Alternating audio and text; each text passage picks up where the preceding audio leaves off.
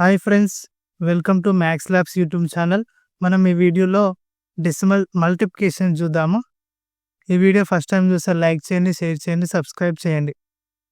మనం ఇప్పుడు decimal multiplication చూద్దాం. ప్రీవియస్ వీడియోలోనేమో డెసిమల్ అడిషన్ చూసినాం. మళ్ళీ దాని నెక్స్ట్ వీడియోలో డెసిమల్ సబ్ట్రాక్షన్ వీడియో చూసినాం. ఇప్పుడు డెసిమల్ మల్టిప్లికేషన్ ఈ వీడియోలో చూద్దాం. నెక్స్ట్ డెసిమల్ డివిజన్ నెక్స్ట్ వీడియోలో చూద్దాం. ఫస్ట్ ఇప్పుడు డెసిమల్ మల్టిప్లికేషన్ ఎట్లా చేయాలో చూపిస్తా చూడండి.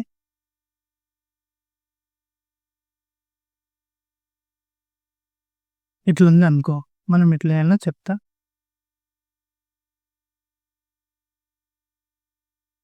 మనం పాయింట్ని సైడ్కి ఎట్టేసుకోవాలి. పాయింట్ ఉందని కూడా పెట్టుకోవద్దు. 12 సేమ్ మనం నార్మల్ మల్టిప్లికేషన్ ఎట్లా చేస్తామో ఇది కూడా అట్లనే చేయాలి.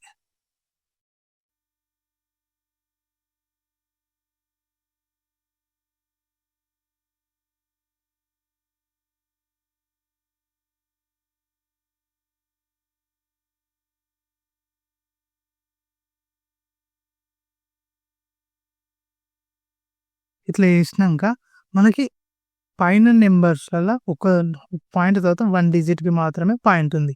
అందుకని ఆన్సర్లో కూడా 1 డిజిటే పెట్టుకోవాలి. ఇంతే ఆన్సర్, పాయింట్ మల్టిప్లికేషన్. ఇంకొక ఎగ్జాంపుల్ తోటి చెప్తా.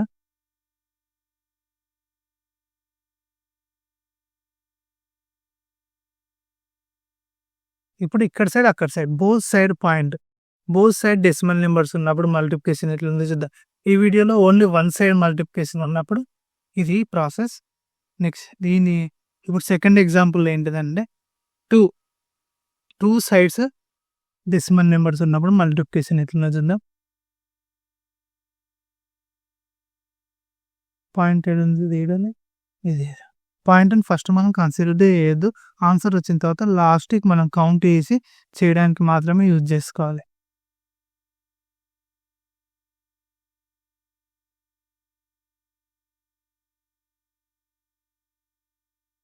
ఇట్లా వచ్చింది. పాయింట్ తర్వాత ఇక్కడ ఎన్ని నెంబర్స్ ఉన్నాయి? 1. కింద పాయింట్ తర్వాత ఇక్కడ ఎన్ని నెంబర్స్ ఉన్నాయి? 1. 1 ఎంత? 2.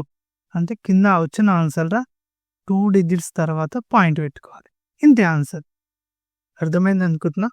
ఇప్పుడు మనకి ఇక్కడ పాయింట్ తర్వాత 2 డిజిట్స్, ఇక్కడ 3 డిజిట్స్ ఉన్నాయి అనుకో. 1 2 3 4 5 ఉన్నాయి కదా. ఆన్సర్లో కూడా 5 నెంబర్స్ వచ్చిన తర్వాత పాయింట్ పెట్టుకోవాలి. అదే మన ఆన్సర్ అవుతుంది.